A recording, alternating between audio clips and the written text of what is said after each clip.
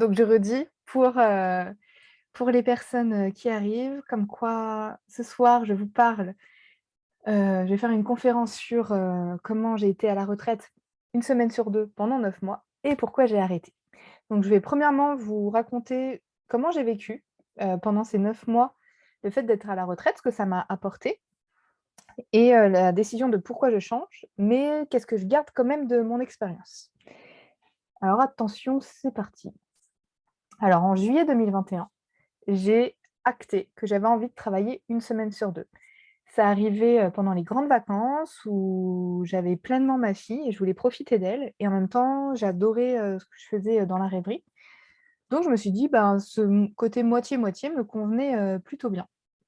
Donc je me suis dit: «Bah, si j'arrive à le faire pendant les grandes vacances, pourquoi arrêter quand c'est pas les grandes vacances?» Sachant qu'en hiver, ça me semblait être le moment où j'en avais le plus besoin. Donc j'ai acté que je mettais tout en place pour suivre, ce rythme qui me semblait, un peu foufou quoi, de d'assumer faire ça. Et finalement, ça s'est fait assez facilement. Il fallait que je sois très, très claire avec moi, et pour ça, j'ai mis en place, ben, une planification. Un peu une planification à l'inverse de ce qu'on fait habituellement. Mais comme c'était ma priorité de suivre ce rythme, d'être à la retraite une semaine sur 2, bah, je l'ai mis vraiment en priorité numéro 1. Donc j'ai souvent planifié, je planifie souvent sur 6 mois et donc pour les 6 prochains mois, j'avais d'abord planifié, tous mes temps de vacances en premier. D'abord les temps de repos. Je planifie ça et c'est pas: «Ah non, parce que je suis en repos, je sucre ça». Non, c'est précieux, je garde ça. Donc je mettais mes temps de vacances. Puis, je plaçais mes semaines à la retraite. Donc voilà, j'avais un calendrier papier où je notais bien tout ça et ensuite, et ben, je rajoutais, bah, là, pour le coup, dans mes formations, les rendez-vous non, j'avais pas encore lancé mes formations à ce moment-là, donc mes rendez-vous de coaching, mes rendez-vous de thème astral, je les mettais seulement une semaine sur 2. Et j'ai trouvé que c'était vraiment génial parce que, d'être à la retraite une semaine sur 2, il suffisait que un moment, soit j'ai mes règles ou soit je sois pas trop en forme ou juste j'ai pas envie, pas plus compliqué que ça, juste pas envie et ben, je pouvais le décaler et depuis que j'ai goûté au fait d'être à la retraite une semaine sur 2, ça fait depuis le mois de juillet dernier où je me suis encore jamais sentie sous l'eau en ayant, déjà, fait, 3 lancements, des choses comme ça. Je me suis jamais sentie, une sensation de débordement, ça je l'ai pas senti. Comme je sais que je peux être très efficace quand je travaille, je sais que, je peux avoir, tendance à me mettre beaucoup de choses, à surcharger les semaines. Mais vraiment d'avoir que 2 semaines finalement, réelles, et bien, ça m'a permis de me réajuster et de sentir ce que c'était d'être, pleinement à mon rythme et c'était un magnifique cadeau que j'ai pu me faire. Hem, Qu'est-ce que je pourrais vous dire d'autre à partir de ça? D'avoir, goûté à ce cadeau d'être, pleinement à mon rythme, ça m'a permis de me connecter à des choses très fortes en moi. De sentir, mais vraiment, dans ce cadre assez libre, cadré, organisé, mais en même temps libre, quel est vraiment mon flow, quoi. Quelle est vraiment, mon intuition et mon énergie, à quel moment, je sens que je suis au pic de ma forme. Par exemple, moi, je sais que je peux être très, très efficace en 2 heures. 2 heures, quand c'est le bon moment. Parce que 2 heures un jour où j'ai pas envie de travailler, je vais être mais je vais mettre 5 heures, à la place de que je pourrais faire ça en 30 minutes. Donc ça s'est passé d'abord un peu comme dans des sensations corporelles. Les moments où je suis dans la bonne énergie, c'est rapide. Si je rame, je lutte, je me force, non, j'y arrive pas. Donc ça a fait un peu comme, une communication avec, mon corps et mon énergie et ça depuis le mois de juillet, je le ressens. En fait, maintenant je force plus et ça m'a demandé aussi pas mal de lâcher prise. Parce que, de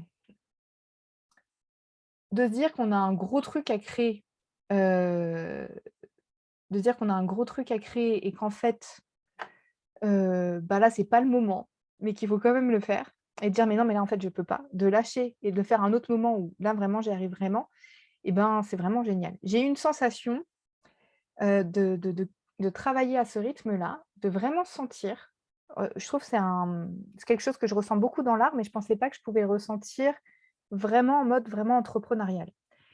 j'ai la sensation quand j'ai des idées, des envies, qu'il y a comme un temps de téléchargement qui vient de je sais pas où, peut-être de l'intérieur, l'extérieur, j'en sais rien, bref. Comme si ça c'était en train de maturer, dans mon esprit ou dans mon corps et quand c'est le moment, pfiou, je je peux vraiment, être très efficace. Mais quand j'étais toujours un peu à flux tendu, d'enchaîner les projets, tout ça, bah, finalement, j'avais pas cet espace de temps de téléchargement d'idées. Donc voilà ce que ça a pu, m'apporter et d'avoir, moi je ne sais pas si ça vous fait ça à vous, mais moi quand je suis c'est très important pour moi de ne rien faire, de carrément glander ou, d'être avec mes animaux, de passer du temps avec ma famille, mes amis, de pouvoir me déplacer, de pouvoir me sentir libre en fait dans mon temps. Hem, ben, quand je suis dans ces endroits-là, j'ai la sensation d'être vraiment en relation avec moi-même, comme si, j'étais dans un temps de qualité vraiment, très important. Et pendant tous ces temps de vide ou de plein, mais en tout cas de temps où il y avait rien de prévu, j'ai la sensation que ça m'a amenée à encore plus rapidement à, ben, qu'est-ce que j'ai envie de mettre au monde? Qu'est-ce que j'ai envie de quelle façon j'ai envie de contribuer? De quelle façon j'ai envie de créer? Et et ça, je sais que c'est pas que grâce à ça, mais beaucoup grâce à ce temps et je voyais un peu ces espaces-temps comme des grands espaces de terreau fertile. C'est vraiment les sensations que j'ai eues. J'ai trouvé ça, mais je me suis bénie, pendant cet hiver parce que d'avoir d'avoir mené à bien cette concrétisation, parce que vraiment cet hiver, je trouvais que pour moi, c'était très difficile de travailler et que c'était dur, hein. Et quand je dis que je travaille une semaine sur 2, je travaille jamais des journées complètes, hein. Non, non, non, c'est pas comme ça que je travaille, encore moins en hiver. Mais, je dirais que la plus grande difficulté que j'ai pu rencontrer, c'est que, en tout cas mentalement, ça me faisait beaucoup de bien de couper une semaine sur 2 de complètement autre chose. Donc j'ai pu, avancer sur des projets créatifs personnels, faire d'autres choses. Mais je trouvais que quand c'était la semaine où je reprenais le travail, j'avais du mal à relancer la machine. En gros, j'ai trouvé que ces phases de transition étaient un peu compliquées. Et j'ai pas trouvé d'astuce, pendant ces 9 mois de comment vivre, ces moments-là de façon plus tranquillou. Donc c'était je trouvais quand même un peu rude, ce moment de reprise, chose que je sens moins maintenant. Avril était un mois un peu à part pour moi, mais donc je le compte pas vraiment. En tout cas, mars, fin février, mars, je sentais que ça me convenait plus d'être à la retraite une semaine sur 2. Peut-être l'énergie du printemps qui arrivait, quelque chose comme ça, je ne sais pas. On pourrait dire cette explication. Mais c'est surtout, je crois que dans la rêverie, je m'éclate tellement, mais j'aime tellement ce que je fais, que presque je trouvais que ça devenait, du coup plus un plaisir d'avoir ces semaines de retraite parce que je voulais juste travailler dans ce moment-là et je me suis dit: «Bon, c'est moi qui m'ai créé mes propres cadres, je vais pas m'enfermer dedans quand même». Donc je me suis dit: «OK, si je ressens un peu de frustration à l'idée de ne plus travailler, c'est que c'est peut-être cette organisation ne me convient plus». Donc j'ai décidé de, en gros, faire une réunion avec moi-même et de me dire: «Bon, bon, je crois qu'on est en train le vent a tourné. C'est plus l'organisation qui convient. C'était formidable pour ces 9 derniers mois. J'ai appris plein de choses, mais là, on change». Hem, par contre, il y a des choses qui étaient très claires que je voulais garder. En gros, j'avais beaucoup envie de travailler en coulisses, c'est-à-dire tout ce que vous ne voyez pas. Je prends en fait, dans la rêverie, je m'éclate dans toutes les phases des projets. J'adore quand je suis juste dans la conception, dans l'échange, avec une collaboratrice, quand je suis en train de réfléchir, que je travaille sur mes fondations, mes valeurs, un peu tout ça. J'adore quand je tourne, les vidéos de formation, toute seule, j'aime vraiment ça et je m'éclate, tout autant, quand je suis avec les moments de groupe, les moments de coaching, les moments en échange avec vous. Ça, vraiment, en fait, je m'éclate autant, mais j'ai besoin que ce soit, bien réparti. J'ai besoin que ce soit pas à l'extrême, en fait, c'est vraiment ça. Donc je me suis dit que j'aimais bien ce temps, équilibré et que je voulais le garder et surtout ce que je voulais garder, c'est de me sentir toujours sereine. C'est ce que je ressens, vraiment. Donc de pas du tout avoir la sensation d'être sous l'eau. Donc je me suis dit: «OK, je reprends le travail toutes les semaines. Par contre, mes rendez-vous en direct ou en présentiel, je garde les rendez-vous toutes les 2 semaines». Dans les formations que je suis en train de créer, j'ai décidé aussi que tous les rendez-vous collectifs, que tous les rendez-vous de coaching se feraient 1 semaine sur 2 et quand j'accompagne les gens sur 4 séances de coaching, pour ceux qui prennent que le coaching, c'est un seul rendez-vous par mois. Et ça me permet de moi j'aime bien en fait ces espaces où, je suis pas non plus trop présente dans la vie des gens parce que je trouve que c'est aussi une façon dont les gens peuvent vraiment avoir leur propre autonomie plutôt qu'être en lien avec quelqu'un qui coach ou une formatrice. Enfin, en tout cas, moi j'aime bien proposer ça de cette façon. Donc j'avais décidé de garder ça.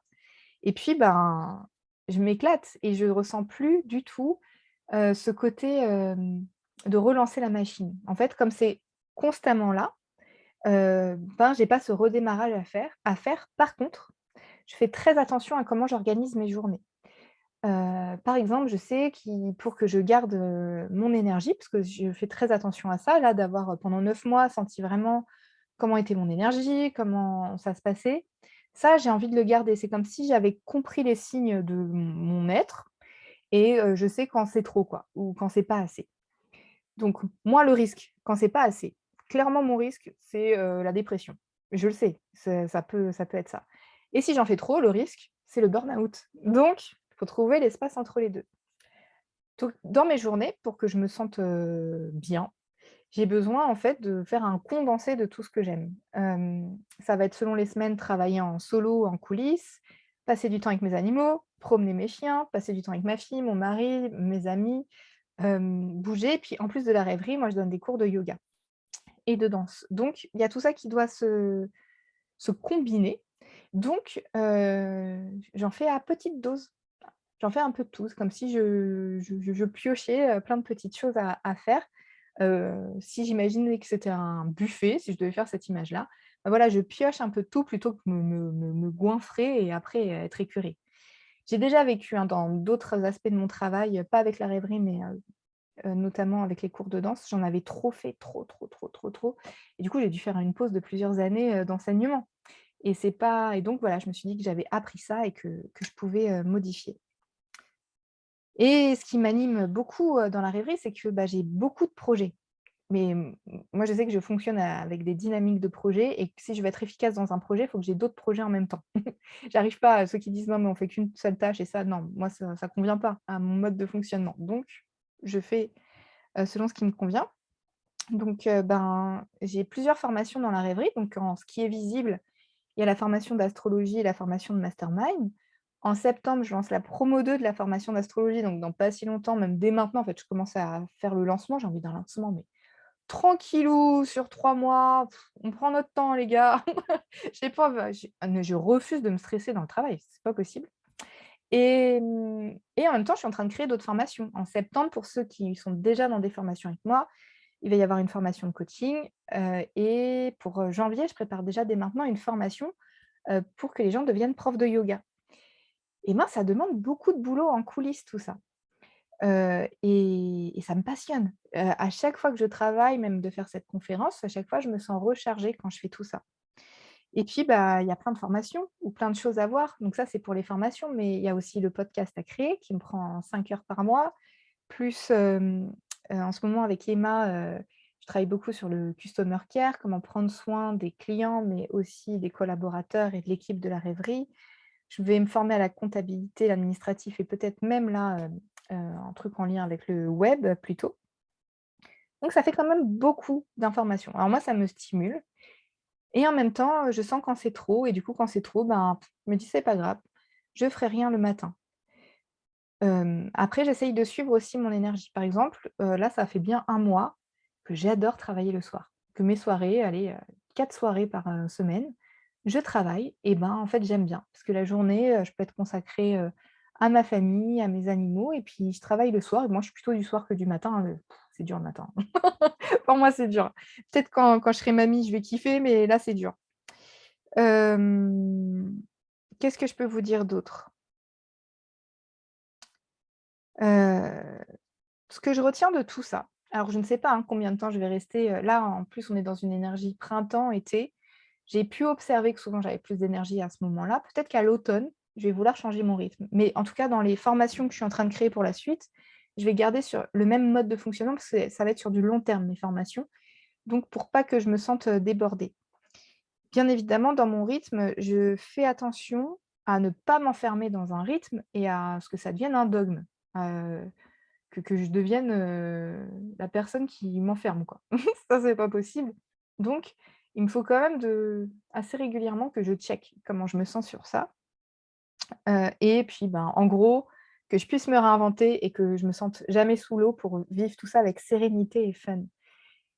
Je ne sais pas comment ça se passe pour vous, mais moi, je sais que c'est complètement différent quand je crée un projet à partir d'un espace de création et de fun et non pas à travers un espace de pression, de peur.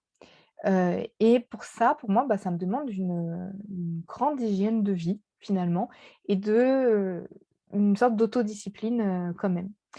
Parce que je vois très bien comment, je pourrais passer, 24 heures à travailler, mais c'est pas du tout ça que j'ai envie de vivre.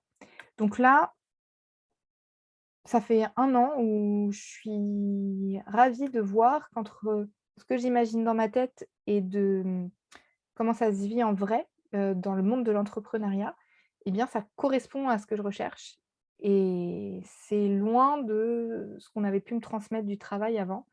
Moi, ce que je ressens principalement dans le travail, c'est de la créativité et de suivre l'énergie du moment et tout ça grâce à un cadre que je me suis établi, mais qui me convient parfaitement et que je réajuste au fur et à mesure. Donc voilà ce que j'avais envie de vous partager ce soir sur cette expérience depuis juillet 2021. Et puis, bah, en petite question pour vous, pour terminer, ce serait, bah, quel rythme vous convient? Quel rythme avez-vous maintenant? Est-ce que ce rythme, vous convient ou est-ce que ça vous semble un peu déséquilibré? Si vous deviez changer quelque chose, bah, ce serait quoi? Et est-ce que vous arrivez à sentir dans votre vie quand, ça bascule, quand c'est plus ce qui vous convient? Donc peut-être c'est difficile de le sentir pour maintenant, mais vous pouvez repenser à avant. Hem, un endroit où on peut le ressentir peut-être plus facilement, c'est quand on est en vacances. C'est quoi qui vous vient plus naturellement? Heu,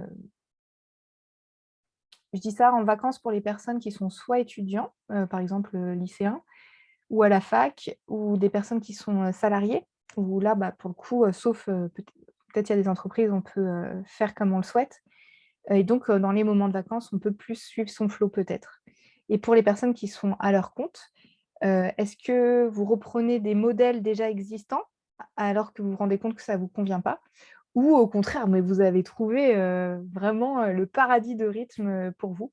Si vous voulez échanger avec moi sur ces sujets, ben, c'est avec grand plaisir, parce que c'est vraiment des choses qui me passionnent énormément. Donc merci de m'avoir écoutée et à une prochaine.